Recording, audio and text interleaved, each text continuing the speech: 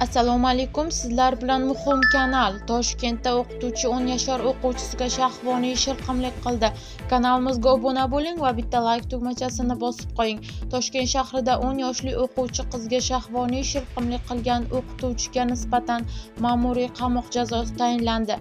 Qayd etilishicha, 2025-yilning 16-fevral kuni soat 13:30 da Yakkasaroy tumanida joylashgan rassomchilik to'garagi maktabida 2000-yilda tug'ilgan o'qituvchi D.M. dars vaqtida 2015-yilda tug'ilgan A.B.ning qaddi-qomatini tavsiflab, uning yelkalarini ushlab, uqalab, qo'llarini ushlab, quchoqlab, unga shahvoniy shilqimlik qilgan.